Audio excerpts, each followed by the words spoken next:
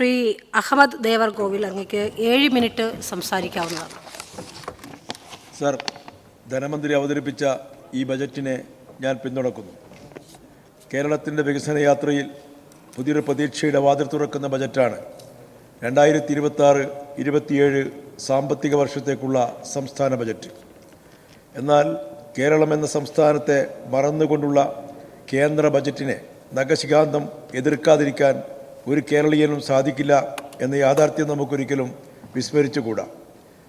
ഒരു രാജ്യം മുന്നേറുന്നത് അതിൻ്റെ കണക്ക് കൂട്ടലുകളാൽ മാത്രമല്ല, അതിൻ്റെ കാഴ്ചപ്പാടുകളിലാണ് എന്ന ആപ്തവാക്യം ബജറ്റിനെ ഏറ്റവും ശ്രദ്ധേയമാക്കി മാറ്റിയിട്ടുണ്ട്. റവന്യൂ വരുമാനത്തിൻ്റെ 45,889.49 കോടി രൂപയുടെ വർധനവ് പ്രതീക്ഷിക്കുന്നത് തന്നെ ഏറെ പ്രതീക്ഷ ഉളവാക്കുന്നതാണ്. സർ, ഈ ബജറ്റ് തനത് നികുതി വരുമാനത്തിൽ 10,271.51 കോടി രൂപയുടെയും നികുതിയേതര വരുമാനത്തിൽ 1,595.5 കോടി രൂപയുടെയും വർധനവ് ലക്ഷ്യമിടുന്നു. കേന്ദ്ര സാമ്പത്തിക അവഗണനയ്ക്കിടയിലും സംസ്ഥാനം ശക്തമായി മുന്നോട്ട് നീങ്ങുന്നു എന്നതിന് തെളിവാണിത്. സർ, സംസ്ഥാനത്തെ എല്ലാ വിഭാഗം ജനങ്ങളുടെയും മുന്നേറ്റത്തിനുതകുന്ന നിർദ്ദേശങ്ങൾ ഈ ബജറ്റ് വ്യക്തമായി മുന്നോട്ട് വെക്കുന്നുണ്ട്. മുഖ്യമന്ത്രിയുടെ സ്ത്രീ സുരക്ഷാ പദ്ധതിക്ക് 3,720 കോടി, മുഖ്യമന്ത്രിയുടെ കണക്ട് വർക്ക് സ്കോളർഷിപ്പ് പദ്ധതിക്ക് 400 കോടി, ക്ഷേമ പെൻഷൻ നൽകുന്നതിനായി 14,500 കോടി, നികുതിദായകരെ ആദരിക്കാനും പുരസ്കാരം നൽകുന്നതിനും 5 കോടി, കേരളത്തിലെ എല്ലാ പൗരന്മാർക്കും നേറ്റിവിറ്റി കാർഡ് നൽകുന്ന പദ്ധതിക്ക് 20 കോടി, തദ്ദേശ സ്വയംഭരണ സ്ഥാപനങ്ങൾക്ക് ജനറൽ പർപ്പസ് ഫണ്ട് 3,237 കോടിയും, മെയിൻ്റനൻസ് ഫണ്ട് 4,316 കോടിയും, പ്ലാൻ ഫണ്ട് 10,189 കോടിയും, പഞ്ചായത്ത് മെമ്പർമാർ, കൗൺസിലർമാർ എന്നിവരുടെ ഓണറേറിയം വർദ്ധിപ്പിക്കും തുടങ്ങി സർക്കാർ ജീവനക്കാരുടെയും പെൻഷൻകാരുടെയും ശമ്പള പരിഷ്കരണ കമ്മീഷൻ പ്രഖ്യാപിച്ചതോടൊപ്പം അവശേഷിക്കുന്ന DA, DR ഗഡുക്കൾ പൂർണ്ണമായും നൽകുന്നത്, പങ്കാളിത്ത പെൻഷൻ പദ്ധതിക്ക് പകരം അടിസ്ഥാന ശമ്പളത്തിൻ്റെ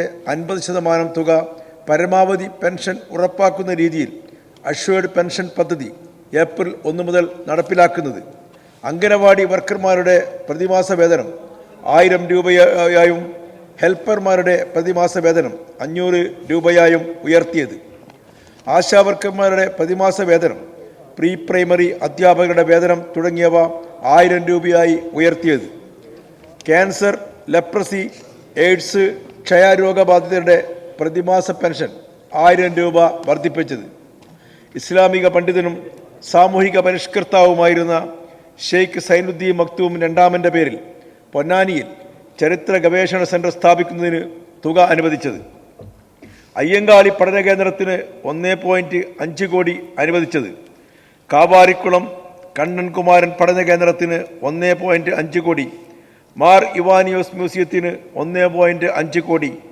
തുടങ്ങി സാമൂഹിക നീതി, വിദ്യാഭ്യാസം, ആരോഗ്യം, കാർഷികം, വ്യവസായം തുടങ്ങി എല്ലാ മേഖലകളെയും സമന്വയിപ്പിച്ച സമഗ്രമായ ദിശാബോധമാണ് ഈ ബജറ്റിൻ്റെ എടുത്തു പറയാവുന്ന പ്രത്യേകതകൾ. പാവപ്പെട്ടവനെ കൈപിടിച്ചുയർത്താനും യുവതലമുറക്ക് അവസരങ്ങൾ സൃഷ്ടിക്കാനും സ്ത്രീ ശാക്തീകരണം ശക്തിപ്പെടുത്താനും ബജറ്റ് നൽകുന്ന മുൻഗണന അഭിനന്ദനാർഹമാണ്. വികസനം മനുഷ്യരിലേക്ക് എത്തുമ്പോഴാണ് യഥാർത്ഥ പുരോഗതി എന്ന ചിന്തയെ അടിസ്ഥാനമാക്കിയുള്ള പദ്ധതികളാണ് ഇതിൽ ഉൾപ്പെടുത്തിയിരിക്കുന്നത്. തൊഴിലവസര വർധനവിനും സ്റ്റാർട്ടപ്പ് സംരംഭങ്ങൾക്കും നൽകിയിട്ടുള്ള പ്രോത്സാഹനം പുതിയ കേരളത്തിൻ്റെ സ്വപ്നങ്ങൾക്ക് ശക്തമായ അടിത്തറയാണ്. നമ്മുടെ വിദ്യാർത്ഥികൾ വിദേശ രാജ്യങ്ങളിലേക്ക് പഠനാവശ്യാർത്ഥവും മറ്റുമായി ഒഴുകിക്കൊണ്ടിരിക്കുന്നു എന്ന് പ്രചരിപ്പിക്കപ്പെടുന്ന ഒരു സാഹചര്യത്തിലാണ് ആ കുട്ടികൾക്ക് ഇവിടെ തന്നെ സ്റ്റാർട്ടപ്പുകൾ ആരംഭിച്ചുകൊണ്ട് വരുമാന വർധനവിനുള്ള സാധ്യതകൾ തുറന്ന് കൊടുക്കുന്ന ഒരു ബജറ്റായി ഈ ബജറ്റ് മാറിയിട്ടുള്ളത്. കാർഷിക മേഖലയ്ക്ക് പ്രഖ്യാപിച്ച സഹായ പദ്ധതികൾ ഗ്രാമീണ സമ്പദ് വ്യവസ്ഥയ്ക്ക് പുതുജീവൻ നൽകും എന്ന കാര്യത്തിൽ ഒരു സംശയവുമില്ല. സർ, വിദ്യാഭ്യാസ മേഖലയിലെ നവീന പദ്ധതികളും ഡിജിറ്റൽ സാങ്കേതിക സൗകര്യ വികസനത്തിനുള്ള നീക്കങ്ങളും കേരളത്തെ അറിവ് സമൂഹമാക്കാനുള്ള ദൃഢനിശ്ചയം വ്യക്തമാക്കുന്നുണ്ട്. ആരോഗ്യരംഗത്തെ നിക്ഷേപങ്ങൾ, ആരോഗ്യമുള്ള ജനതയാണ് സമ്പന്നമായ രാഷ്ട്രത്തിൻ്റെ ശക്തി എന്ന സത്യത്തെ വീണ്ടും ഓർമ്മിപ്പിക്കുന്നു.